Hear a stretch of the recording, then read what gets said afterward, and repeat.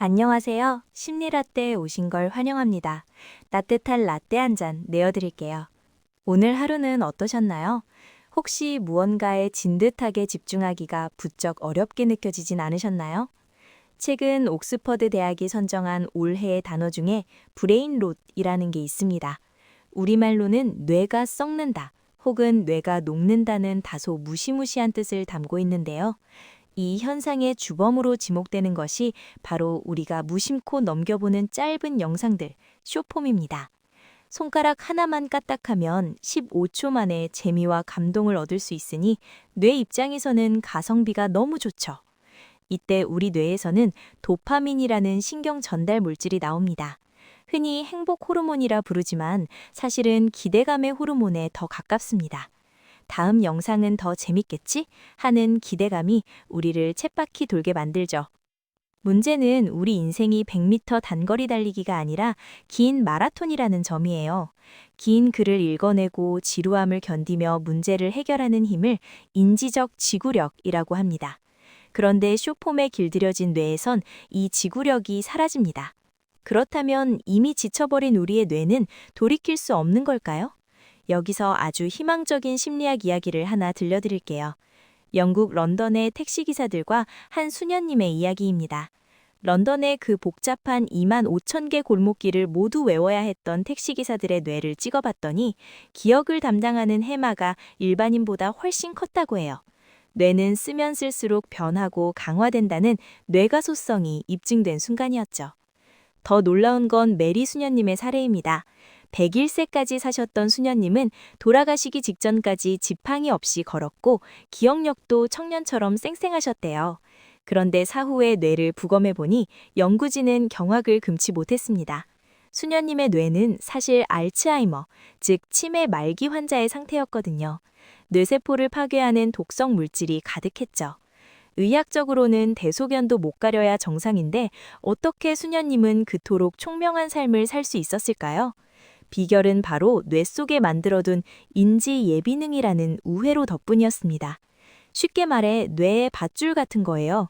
항구에 밧줄 하나로 묶인 배는 태풍이 오면 금방 떠내려가지만 10개의 튼튼한 밧줄로 묶인 배는 끄떡없잖아요. 수녀님은 평생 다양한 활동을 통해 뇌 속에 수많은 밧줄을 만들어 두셨던 겁니다. 그래서 치매라는 태풍이 와서 밧줄 몇 개를 끊어 놓아도 나머지 밧줄들이 뇌 기능을 단단히 붙잡아 준 거죠. 그럼 이 튼튼한 밧줄은 어떻게 만들 수 있을까요? 수녀님들의 하루를 들여다보면 답이 나옵니다. 그분들은 매일 아침 기도와 명상으로 하루를 시작했어요. 외부 정보의 홍수를 차단하고 뇌를 정리하는 시간이죠. 그리고 낮에는 텃밭을 가꾸거나 뜨개질을 하며 몸을 움직였습니다. 이때는 복잡한 생각을 멈추고 습관의 뇌를 사용하게 되는데요. 덕분에 과열됐던 해마가 휴식을 취하며 손상된 세포를 복구할 시간을 벌게 되는 겁니다. 가장 인상적인 건 수녀님들이 썼던 일기였어요. 단순히 오늘 빵을 먹었다가 아니라 빵 냄새에서 어머니를 떠올리고 그 그리움이 미소로 이어지는 과정을 아주 풍성하고 복잡한 문장으로 기록했죠. 우리는 흔히 기억을 서랍에 넣는다고 생각하지만 사실 기억은 거미줄에 가깝습니다. 수녀님들은 매일의 읽기와 쓰기를 통해 뇌 속에 수천 수만 개의 튼튼한 거미줄을 쳐두셨던 거예요. 그래서 일부가 끊어져 전체가 무너지지 않았던 거죠. 반면 하루 종일 쇼폼만 보는 건 뇌 입장에서 최악의 편식입니다. 시각 정보와 도파민 회로만 불타오르고 깊은 사고를 담당하는 전두엽과 해마는 소외되거든요. 게다가 더 무서운 건 행복을 느끼는 기준, 즉 역치가 너무 높아진다는 겁니다. 자극적인 쇼폼이라는 불닭볶음면에 익숙해지면 책이 주는 잔잔한 감동이나 산책할 때의 상쾌함 같은 슴슴하지만 건강한 나물 반찬 같은 행복들을 더 이상 행복으로 느끼지 못하게 되어버려요. 자, 이제 도파민에 절여진 우리 뇌를 구해볼까요? 거창한 노력이 필요한 건 아닙니다. 수녀님들이 그랬듯 우리 삶의 작은 습관들을 조금만 바꿔보면 돼요.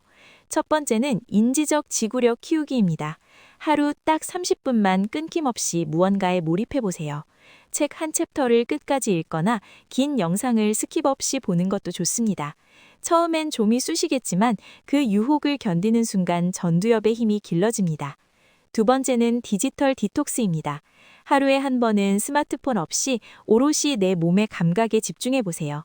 산책하며 바람을 느끼거나 레시피 없이 요리를 해보는 것도 좋죠. 뇌의 균형을 맞추는 시간입니다. 세 번째는 세 줄 일기 쓰기입니다. 잠들기 전 오늘 배운 것, 감사한 것, 내일 다르게 해볼 것을 딱 세 줄만 적어보세요.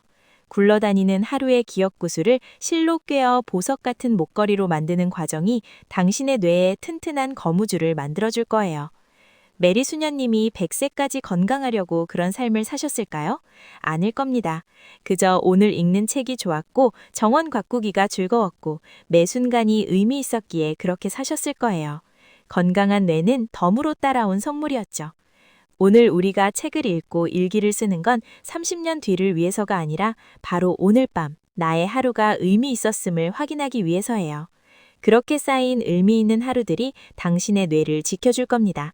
오늘 준비한 심리라떼는 여기까지입니다.